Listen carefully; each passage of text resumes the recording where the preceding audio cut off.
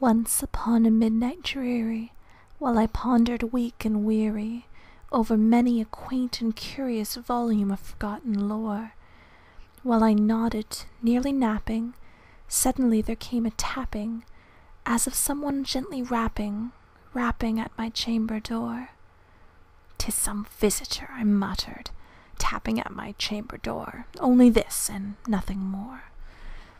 Ah, distinctly I remember it was in the bleak December, and each separate dying ember wrought its ghost upon the floor. Eagerly I wished the morrow, vainly I had sought to borrow from my books surcease of sorrow, sorrow for the lost Lenore, for the rare and radiant maiden whom the angels named Lenore, nameless here forevermore. And the silken, sad, uncertain rustling of each purple curtain thrilled me, filled me with fantastic terrors never felt before, so that now, to the beating of my heart, I stood repeating, "'Tis some visitor entreating entrance at my chamber door, some late visitor entreating entrance at my chamber door. This it is, and nothing more."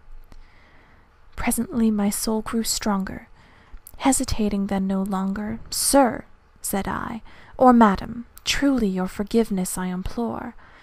But the fact is I was napping, and so gently you came rapping, and so faintly you came tapping at my chamber door, that I scarce was sure I heard you. Here I opened wide the door. Darkness there, and nothing more." Deep into that darkness peering, long I stood there wondering, fearing, doubting, dreaming dreams no mortal ever dared to dream before. But the silence was unbroken, and the darkness gave no token, and the only word there spoken was the whispered word, "Lenore." This I whispered, and an echo murmured back the word, "Lenore." Merely this, and nothing more. Back into the chamber turning, all my soul within me burning, soon again I heard a tapping somewhat louder than before. "Surely," said I, "surely that is something at my window lattice. Let me see then, what threat is it, this mystery explore. Let my heart be still a moment, and this mystery explore. 'Tis the wind, and nothing more." Open here I flung the shutter, when, with many a flirt and flutter, in there stepped a stately raven of the saintly days of yore.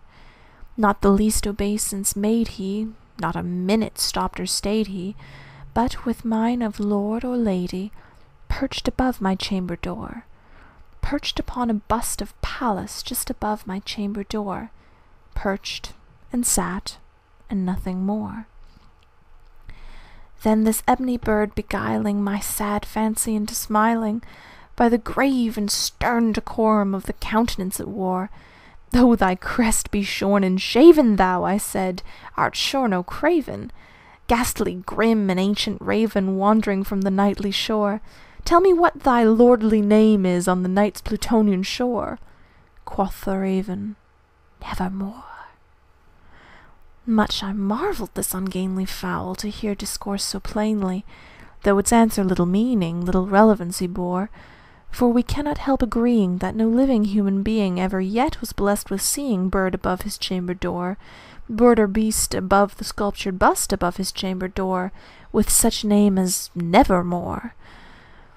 But the raven, sitting lonely on the placid bust, spoke only that one word, as if his soul in that one word he did outpour. Nothing further then he uttered, not a feather then he fluttered, till I scarcely more than muttered, "Other friends have flown before. On the morrow he will leave me, as my hopes have flown before." Then the bird said, "Nevermore." Startled at the stillness broken by reply so aptly spoken, "Doubtless," said I, "what it utters is its only stock and store, caught from some unhappy master, whom unmerciful disaster followed fast and followed faster, till his songs one burden bore, till the dirges of his hope that melancholy burden bore of never, nevermore." But the raven still beguiling all my sad soul into smiling, straight I wheeled a cushioned seat in front of bird and bust and door. Then, upon the velvet sinking, I betook myself to linking fancy unto fancy, thinking what this ominous bird of yore, what this grim, ungainly, ghastly, gaunt, and ominous bird of yore meant in croaking nevermore. This I sat engaged in guessing, but no syllable expressing to the fowl whose fiery eyes now burned into my bosom's core. This and more I sat divining, with my head at ease reclining on the cushion's velvet lining that the lamplight gloated o'er, but whose velvet violet lining with the lamplight gloating o'er she shall press, nevermore.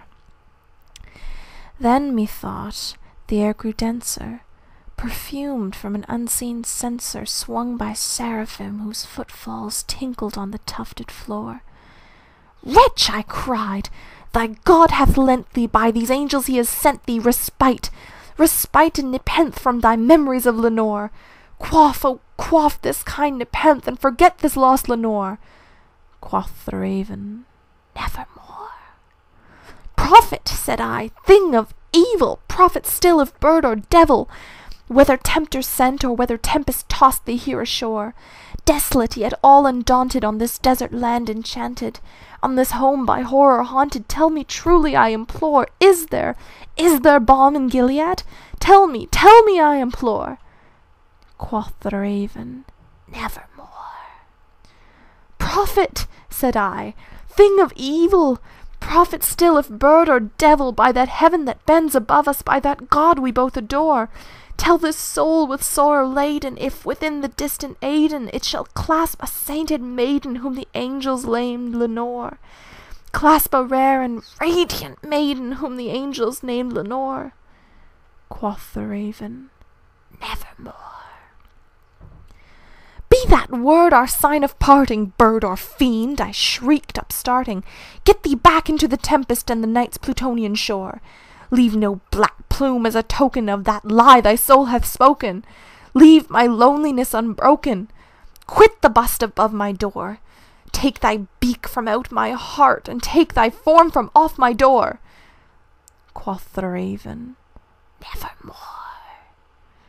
And the bird, never flitting, still is sitting on the pallid bust of Pallas just above my chamber door.